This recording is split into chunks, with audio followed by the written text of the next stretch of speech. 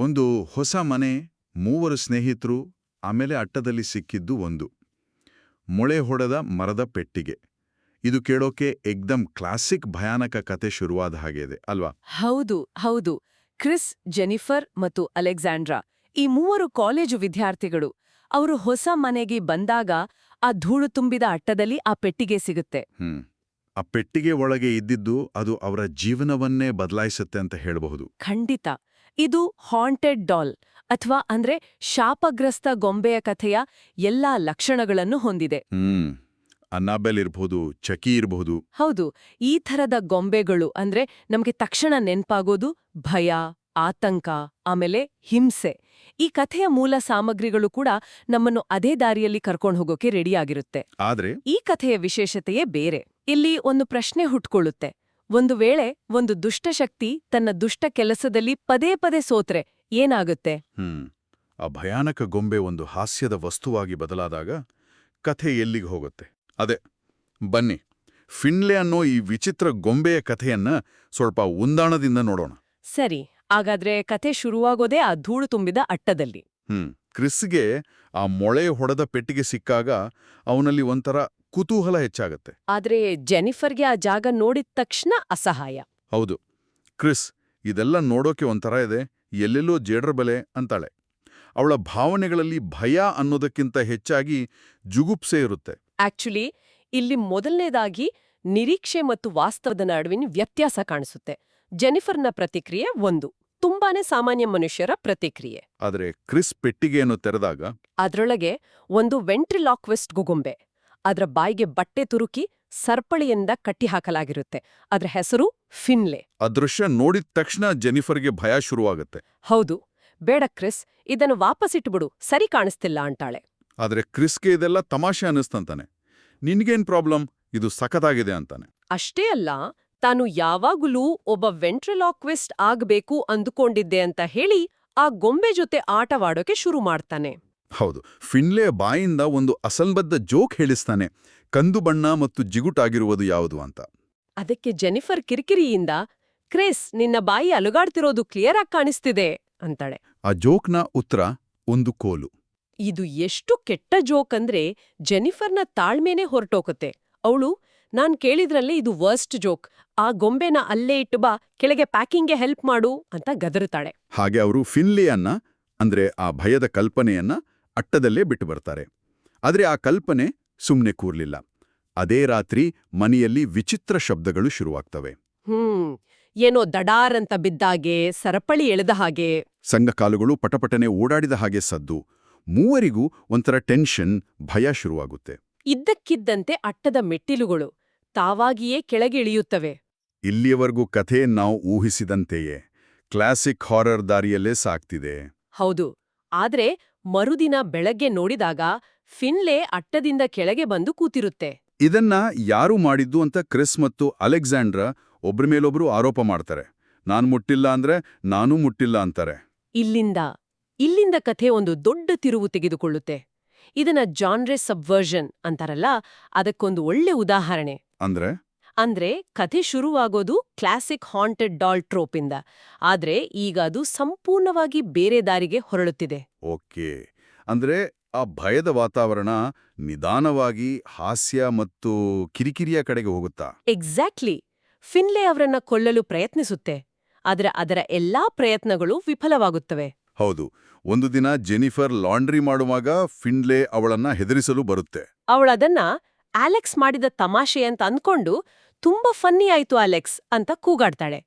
ಫಿನ್ಲಿಯ ಪ್ರಯತ್ನ ಸಂಪೂರ್ಣ ವ್ಯರ್ಥ. ಇನ್ನೊಂದು ಘಟನೆ ಇನ್ನೂ ತಮಾಷೆಯಾಗಿದೆ. ಆ ಊಟದಲ್ಲಿ ವಿಷ ಹಾಕೋದು. ಹೌದು, ಫಿನ್ಲಾ ಅವರ ಊಟದಲ್ಲಿ ಇಳಿ ಪಾಷಾಣ ಬೆರೆಸಲು ಪ್ರಯತ್ನಿಸ್ತೆ.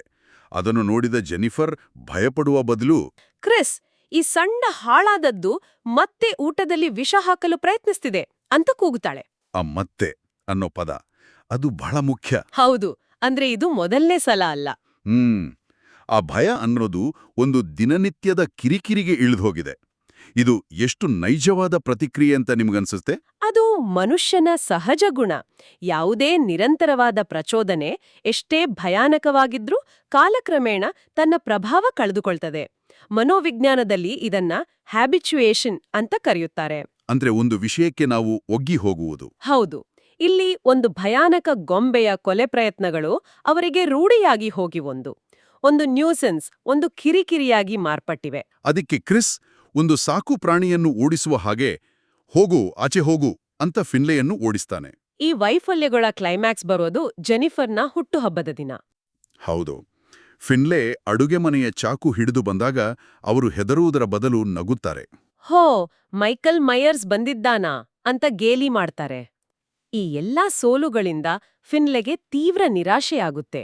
ಅದು ದುಃಖವಿಂದ ಕುಳಿತಿರುವುದನ್ನು ನೋಡಿದಾಗ ನಮ್ಗೆ ಅಂದ್ರೆ ಪ್ರೇಕ್ಷಕರಿಗೆ ಆ ಭಯಾನಕ ಗೊಂಬೆಯ ಮೇಲೆ ಅನುಕಂಪ ಬರೋಕೆ ಶುರುವಾಗುತ್ತೆ.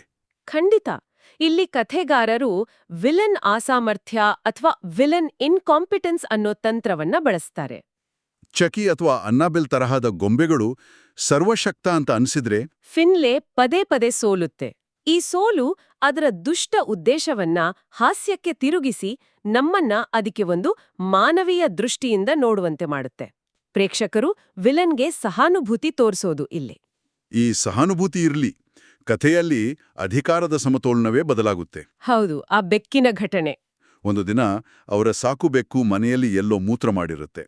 ಅದಕ್ಕೆ ನೇರವಾಗಿ ಫಿನ್ಲೆಯೇ ಕಾರಣ ಎಂದು ಕ್ರಿಸ್ ನಿರ್ಧರಿಸ್ತಾನೆ. ಅವನು ಫಿನ್ಲೆಯನ್ನು ಹಿಡಿದು ಅದರ ಮುಖವನ್ನು ಆ ಜಾಗಕ್ಕೆ ಒತ್ತಿ, ಇದರ ವಾಸನೆ ನೋಡು ಅಂತ ಕೂಗ್ತಾನೆ. ಇದು ಕಥೆಯ ಒಂದು ಕಠೋರವಾದ ಕ್ಷಣ. ಹೌದು. ಇದುವರೆಗೂ ಭಯ ಹುಟ್ಟಿಸಲು ಪ್ರಯತ್ನಿಸುತ್ತಿದ್ದ ಗೊಂಬೆ ಈಗ ತಾನೇ ಹಿಂಸೆಗೆ ಒಳಗಾಗುತ್ತಿದೆ. ಕ್ರಿಸ್, ನಿನಗೂ ಇಲ್ಲಿ ಯಾರಿಗೂ ಇಷ್ಟವಿಲ್ಲ. ನೀನೊಂದು ಪ್ರಯೋಜನಕ್ಕೆ ಬಾರದ ಗೊಂಬೆ. ವಾಪಸ್ ಅಟ್ಟಕ್ಕೆ ಹೋಗಿ ಅಲ್ಲೇ ಇರು ಅಂತ ಬೈಯುತ್ತಾನೆ. ಆ ಘಟನೆ ಫಿನ್ಲೆಗೆ ಬಹಳ ನೋವುಂಟು ಮಾಡುತ್ತೆ. ಅದೊಂದು ತೀವ್ರ ತಿರಸ್ಕಾರದ ಕ್ಷಣ. ಗೊಂಬೆಯ ಮುಖದಲ್ಲಿ ದುಃಖ ಮತ್ತು ಅವಮಾನದ ಭಾವನೆ ಸ್ಪಷ್ಟವಾಗಿ ಕಾಣುತ್ತೆ. ಅಧಿಕಾರದ ಸಮತೋಲನ ಈಗ ಸಂಪೂರ್ಣವಾಗಿ ತಲೆಕೆಳಗಾಗಿದೆ. ಮನೆಯವರು ಈಗ ದಬ್ಬಾಳಿಕೆ ಮಾಡುವವರಾಗಿದ್ದಾರೆ ಮತ್ತು ಗೊಂಬೆ ಬಲಿಪಶುವಾಗಿದೆ. ಅದೇ ರಾತ್ರಿ ಕಥೆಗೆ ಮತ್ತೊಂದು ದೊಡ್ಡ ತಿರುವು ಸಿಗುತ್ತೆ. ಬಿರುಗಾಳಿ, ಕರೆಂಟ್ ಹೋಗುತ್ತೆ. ಹೌದು. ಸಿಟ್ಕಾಮ್ ಮುಗಿದು ನಿಜವಾದ ಭಯಾನಕತೆ ಶುರುವಾಗುತ್ತೆ. ಇಬ್ಬರು ಕಳ್ಳರು ಮನೆಯ ಕಿಟಕಿಯೊಳದು ಒಳನುಗ್ತಾರೆ. ಅವರು ತುಂಬಾನೇ ಆಕ್ರಮಣಕಾರಿಯಾಗಿರ್ತಾರೆ. ಮನೆಯಲ್ಲಿದ್ದ ಜೆನಿಫರ್ ಮತ್ತು ಅಲೆಕ್ಸಾಂಡ್ರಾಗೆ ಬೆದರಿಕೆ ಹಾಕ್ತಾರೆ. ಫಿನ್ಲೆಯ ವಿಫಲ ಪ್ರಯತ್ನಗಳ ಹಾಸ್ಯ ಮಾಯವಾಗಿ ನಿಜವಾದ ಅಪಾಯ ಎದುರಾಗುತ್ತೆ. ಹೌದು. ಇಲ್ಲಿಯವರೆಗೂ ಮನೆಯವರು ಒಂದು ಕಾಲ್ಪನಿಕ ಅಪಾಯದ ಜೊತೆ ವ್ಯವಹರಿಸುತ್ತಿದ್ದರು. ಆದರೆ ಈಗ ನಿಜವಾದ ಹಿಂಸಾತ್ಮಕ ಅಪಾಯ ಅವರ ಮುಂದಿದೆ. ಕಳ್ಳರಲ್ಲಿ ಒಬ್ಬ ಇನ್ನೊಬ್ಬನನ್ನು ಫ್ಯೂಸ್ ಸರಿಪಡಿಸಲು ಅಟ್ಟಕ್ಕೆ ಕಳಿಸುತ್ತಾನೆ. ಹೌದು. ನೆರೆಮನೆಯಲ್ಲಿ ಕರೆಂಟ್ ಇದೆ, ಇದು ಫ್ಯೂಸ್ನ ಸಮಸ್ಯೆ ಇರಬಹುದು, ಹೋಗಿ ನೋಡು ಅಂತ ಅವನು ಆದೇಶಿಸುತ್ತಾನೆ. ಅಟ್ಟಕ್ಕೆ ಹೋದ ಆ ಕಳ್ಳನಿಗೆ ಅಲ್ಲಿ ಫಿನ್ಲೆಯ ಬಲೆ ಕಾದಿರುತ್ತೆ. ಅವನು ಮೆಟ್ಟಿಲು ಹತ್ತುತ್ತಿದ್ದಂತೆ ಫಿನ್ಲೆ ಮೇಲಿಂದ ಗೋಲಿಗಳನ್ನು ಸುರಿಯುತ್ತೆ. ಅವನು ಅವುಗಳ ಮೇಲೆ ಕಾಲಿಟ್ಟು ಜಾರಿ ಬೀಳುತ್ತಾನೆ. ನಂತರ ಅವನ ಚೀರಾಟ, ಆ ನೋವಿನ ಕಿರುಚಾಟ ಮಾತ್ರ ಕೇಳಿಸುತ್ತೆ. ಕೊನೆಗೆ ಫಿನ್ಲೆಯ ಕ್ರೂರವಾದ ಪೈಶಾಚಿಕ ನಗು ಕೇಳಿಸುತ್ತೆ. ಇಷ್ಟು ದಿನ ಸೋಲುತ್ತಿದ್ದ ಗೊಂಬೆ ಈಗ ಇದ್ದಕ್ಕಿದ್ದಂತೆ ಸಕ್ಷಮವಾಗಿದೆ. ಇಲ್ಲಿ ಸಂದರ್ಭದ ಪ್ರಾಮುಖ್ಯತೆ ಗೊತ್ತಾಗುತ್ತೆ ಅಲ್ವಾ? ಖಂಡಿತ. ಫಿನ್ಲೆಯ ಹಿಂಸಾತ್ಮಕ ಸ್ವಭಾವವು ಒಂದು ಸುರಕ್ಷಿತ ದೈನಂದಿನ ವಾತಾವರಣದಲ್ಲಿ ಹಾಸ್ಯಾಸ್ಪದವಾಗಿತ್ತು. ಆದ್ರೆ ನಿಜವಾದ ಅಪಾಯ ಎದುರಾದಾಗ ಅದರ ಅದೇ ಸ್ವಭಾವವು ಪರಿಣಾಮಕಾರಿಯಾಗಿ ಮಾರಣಾಂತಿಕವಾಗಿ ಬದಲಾಗುತ್ತೆ. ಕೆಳಗಿದ್ದ ಮತ್ತೊಬ್ಬ ಕಳ್ಳನಿಗೆ ಏನಾಗ್ತಿದೆ ಅಂತನೇ ತಿಳಿಯೋದಿಲ್ಲ. ಅವನು ತನ್ನ ಸ್ನೇಹಿತನನ್ನು ಕೂಗುತ್ತಾನೆ, ಆದ್ರೆ ಯಾವುದೇ ಉತ್ತರ ಬರೋದಿಲ್ಲ. ಅಷ್ಟರಲ್ಲಿ ಫಿನ್ಲೆ ಕೆಳಗೆ ಬಂದ ಅವನ ಮೇಲೆಯೂ ದಾಳಿ ಮಾಡುತ್ತೆ. ಒಂದು ಸಣ್ಣ ಕ್ರಾಸ್ಬೋದಿಂದ ಅವನಿಗೆ ಬಾಣ ಹೊಡೆಯುತ್ತೆ. ಅವನು ನೋವಿನಿಂದ ಚೀರುತ್ತಿರುವಾಗ ಫಿನ್ಲೆ ಅವನನ್ನು ಬಾತ್ರೂಮ್ಗೆ ಎಳೆದುಕೊಂಡು ಹೋಗಿ ಬಿಸಿ ನೀರು ಹರಿಸಿ ಅವನನ್ನು ಸುಡುತ್ತೆ. ಅಂತಿಮವಾಗಿ ಅವನ ಮೇಲೆ ಸುಡುವ ದ್ರವವನ್ನು ಸುರಿದು ಬೆಂಕಿ ಹಚ್ಚುತ್ತೆ. ಇದರ ಕ್ರೌರ್ಯ ಮತ್ತು ದಕ್ಷತೆ ನೋಡಿದ್ರೆ ಇದು ಇಷ್ಟು ದಿನ ವಿಫಲವಾಗ್ತಿದ್ದ ಅದೇ ಗೊಂಬೆ ಅಂತ ನಂಬೋಕೆ ಆಗಲ್ಲ. ಕಥೆಯು ಇಲ್ಲಿ ತನ್ನ ಮೂಲ ಭಯಾನಕತೆಗೆ ಮರಳುತ್ತೆ. ಆದ್ರೆ ಒಂದು ದೊಡ್ಡ ವ್ಯಂಗ್ಯದೊಂದಿಗೆ. ಅಂದ್ರೆ ಫಿನ್ಲೆ ತನ್ನನ್ನು ತಿರಸ್ಕರಿಸಿದ, ಅವಮಾನಿಸಿದ ಕುಟುಂಬಕ್ಕಾಗಿಯೇ ತನ್ನ ಹಿಂಸಾತ್ಮಕ ಸ್ವಭಾವವನ್ನು ಬಳಸಿಕೊಳ್ಳುತ್ತೆ. ಅದರ ಈ ವಿಜಯವು ಭಯಾನಕ ಮತ್ತು ಒಂಥರ ವಿಚಿತ್ರವಾದ ತೃಪ್ತಿಯನ್ನು ನೀಡುತ್ತೆ. ಅದು ಇನ್ನು ಮುಂದೆ ಒಂದು ಸೋತಗೊಂಬೆಯಲ್ಲ. ಬದಲಿಗೆ ತನ್ನ ಕುಟುಂಬದ ಕ್ರೂರ ರಕ್ಷಕ. ಕಥೆಯ ಕೊನೆಯಲ್ಲಿ ಕೆಲವು ತಿಂಗಳುಗಳ ನಂತರದ ಕ್ರಿಸ್ಮಸ್ ಸಮಯ. ಮನೆಯಲ್ಲಿ ಸಂತೋಷದ ವಾತಾವರಣವಿದೆ, ಕ್ರಿಸ್ಮಸ್ ಸಂಗೀತ ಕೇಳಿಸುತ್ತಿದೆ, ಎಲ್ಲರೂ ಉಡುಗೊರೆಗಳನ್ನು ವಿನಿಮಯ ಮಾಡಿಕೊಳ್ಳುತ್ತಿದ್ದಾರೆ. ಫಿನ್ಲೆ ಕೂಡ ಅವರೊಂದಿಗೆ ಸೋಫಾದ ಮೇಲೆ ಕುಳಿತಿದೆ, ಕುಟುಂಬದ ಒಬ್ಬ ಸದಸ್ಯನಂತೆ. ಇದು ಒಂದು ರೀತಿಯಲ್ಲಿ ಎಲ್ಲವೂ ಸರಿಹೋಯಿತು ಅನ್ನೋ ಭಾವನೆ ಕೊಡುತ್ತೆ. ಆದ್ರೆ ಅಷ್ಟು ಸುಲಭವಲ್ಲ. ಕ್ರಿಸ್ ಮತ್ತು ಅಲೆಕ್ಸಾಂಡ್ರಾ ಎಗ್ನಾಗ್ ಕುಡಿಯುತ್ತಾ, ಇದರಲ್ಲಿ ಜಾಯಿಕಾಯಿ ಜಾಸ್ತಿಯಾಗಿದ್ಯಾ ಅಂತ ಮಾತನಾಡಿಕೊಳ್ತಾರೆ. ಹೌದು, ಅದರ ರುಚಿ ವಿಚಿತ್ರವಾಗಿದೆ ಅಂತ ಇಬ್ಬರೂ ಒಪ್ಕೊಳ್ತಾರೆ.